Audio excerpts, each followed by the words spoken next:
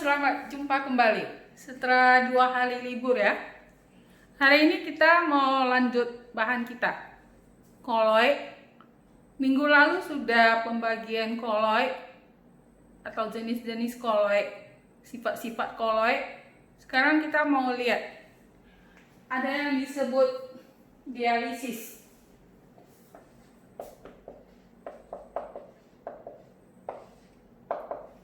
Dialisis ini apa? Pemisahan atau pemurnian koloid. Caranya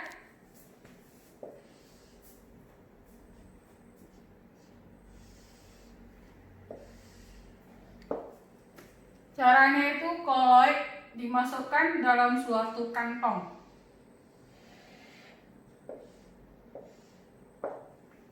Kantong ini mempunyai serabut semi permeabel.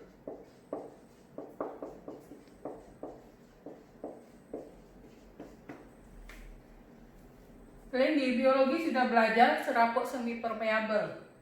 Berarti nanti ion-ion itu dapat keluar dari kantong ini atau air ya. Tetapi koloid nggak bisa. Jadi koloid ini dimasukkan ke dalam kantong ini. Kemudian diberi air mengalir. Dari sini bisa air masuk, di sini air keluar. Jadi ini seperti dikocok ya dengan adanya aliran air ini. Maka ion-ion itu akan keluar dari kantong ini atau pengotoran ya. Sedangkan koloid ini tidak bisa keluar. Sehingga nanti koloid ini bisa terpisah dari pengotoran. Itu dialisis. Ini katanya sama seperti kerja ginjal kita. Jadi ginjal itu ada serabut semi permeabel, maka hasil-hasil metabolisme itu bisa lewat ginjal, tetapi darah atau protein itu tidak bisa keluar. Jadi kalau ada yang buang air kecil, ada protein, berarti ginjalnya sudah nggak bagus deh. Nah, sekarang kita mau lihat pembuatan koloid.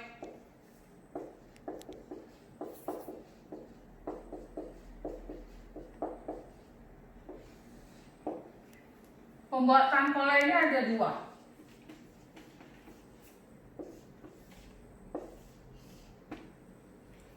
Ini dari larutan.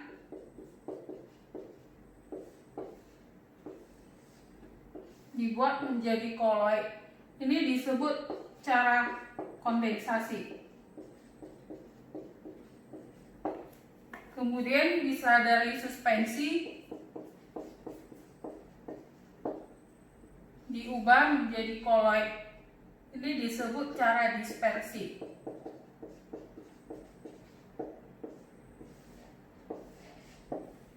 Jadi pembuatan koloid itu ada 2 cara. Dari yang lebih halus, dari larutan diubah menjadi koloid. Ini dari yang lebih kasar diubah menjadi koloid. Itu cara dispersi. Kemudian nanti dari cara kondensasi, ini ada terbagi-bagi berdasarkan jenis reaksinya.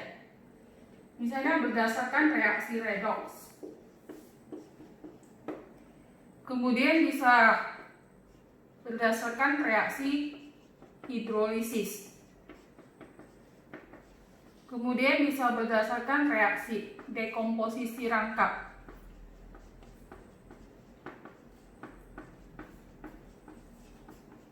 Atau reaksi metatesis.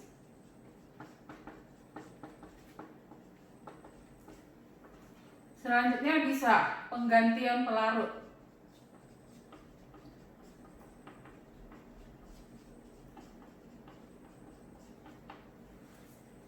Kalau dispersi dari kasar ke lebih halus. Jadi kalau kalian mau ubah yang kasar jadi halus, macam mana caranya? Digiring kan atau ditumbuk kan? Maka ini bisa cara mekanik. Jadi dengan penggilingan. Kemudian bisa cara pektisasi. Kemudian bisa cara busur beradik.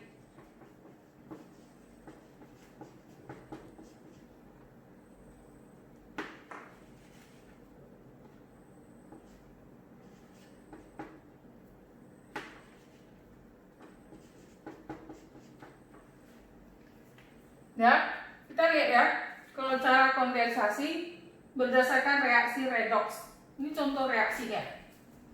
Jadi reaksinya reaksi redoks. Kan udah belajar kan?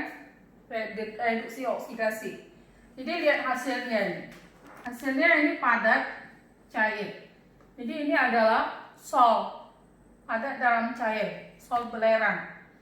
Contoh yang lain ini juga. Jadi ini berdasarkan reaksi redoks. Jadi reaksinya reaksi redoks. Ini pembuatan sol belerang, ini pembuatan sol emas. Kemudian berdasarkan reaksi hidrolisis. Hidrolisis berarti tambah air. Jadi pada air mendidih ditambah FeCl3.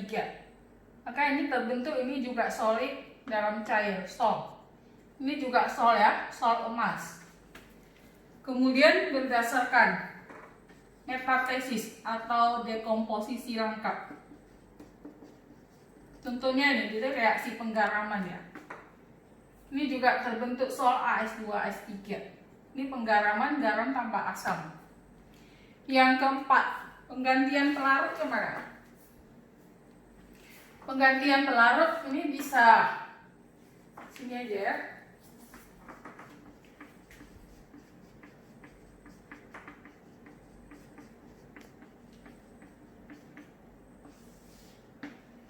Misalnya kalsium asetat.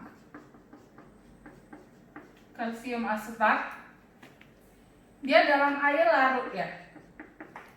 Kita tambah air, dia ada larutan. Larutan. Kemudian kita tambah alkohol. Ini tetes demi tetes.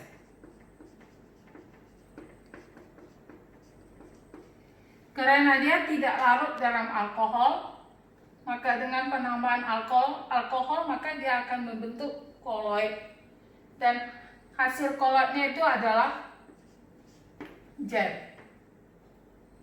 Ya, itu contoh penggantian pelarut. Jadi karena kalsium asetat larut dalam air, membentuk larutan. Kemudian kita tambah alkohol tetes demi tetes, maka dia membentuk gel. Selanjutnya kita lihat yang cara mekanik ya, cara dispersi. Mekanik ini penggilingan.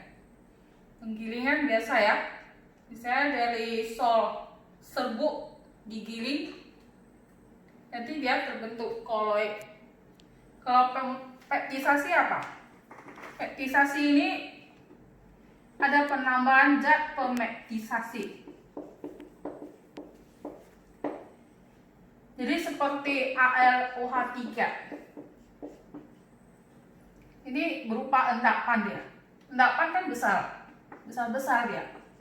Maka kita tambah AlCl3. Dengan adanya AlCl3 ini akan memecah AlOH3. Ini dipecah menjadi lebih kecil, menjadi koloid. Maka zat ini disebut pemeptisasi. Atau yang contoh yang lain misalnya ini juga endapan dia, maka ditambah H2S. H2S ini akan memecahkan endapan ini menjadi koloid. Atau pembuatan agar-agar juga sama. Sebagai pembaptisasinya air. Air itu memecahkan serbuk agar-agar itu membentuk koloid. Itu baptisasi ya. Busur beradik kemana? Busur beradik. Ini khusus untuk sol logam. Pembuatan sol logam. Sol logam ini dibuat sebagai elektroda. Ini misalnya sebagai elektroda. Kemudian nanti di luar ini ditaruh es batu. Taruh es batu. Jadi dengan adanya aliran listrik, maka logam-logam ini akan terdampal dia. akan terdampar ke dalam ini. Tapi masih kasar dia. Karena adanya es batu pendinginan, maka dia akan kondensasi, membentuk koloid. Jadi sebetulnya cara busur Brady ini adalah cara pembuatan koloid secara kondensasi dan dispersi. Pada waktu logam ini terdampar, itu dispersi. Nanti adanya pendinginan, ya kondensasi, membentuk koloid. Ya, itu cara-cara pembuatan koloid ya. Kemudian yang terakhir kita mau lihat air sada. Air sada ini apa? Yaitu air yang mengandung kalsium, magnesium. Air sada itu bagi dua. Air sada sementara. Satu lagi air sada tetap.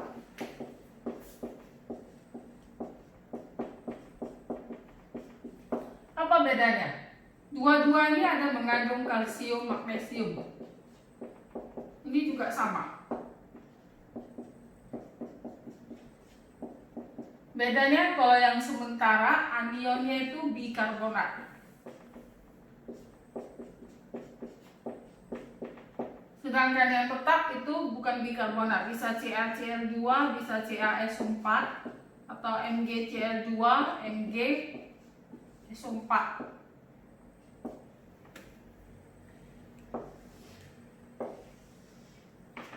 Air sada ini ada kerugiannya. Apa kerugiannya? Yang pertama,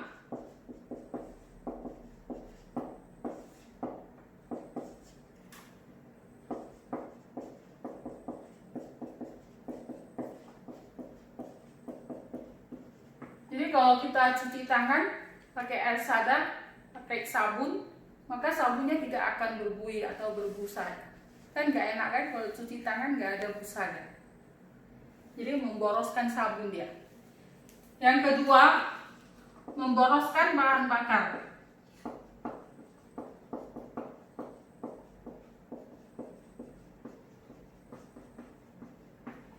Jadi kalau kita masak pakai air sada, nanti lama-lama di bawah panci itu yang warna hitam itu semakin tebal. Jadi kalau sudah semakin tebal, kita mau pakai lagi lain kali itu membutuhkan kalor atau panas yang lebih besar. Jadi memboroskan bahan bakar ya. Jadi karena air sada itu merugikan, maka harus dihilangkan atau dilunakkan. Cara menghilangkannya, kalau untuk air sada sementara, ini hanya dengan pemanasan. Hanya dengan pemanasan hilang kesadarannya. Bisa juga dengan cara penambahan air kapur. Itu dua cara menghilangkan kesadaran sementara. Kalau kesadaran tetap ini dihilangkan dengan penambahan natrium karbonat. Ya. Jadi cukup sampai sini aja bahan kita.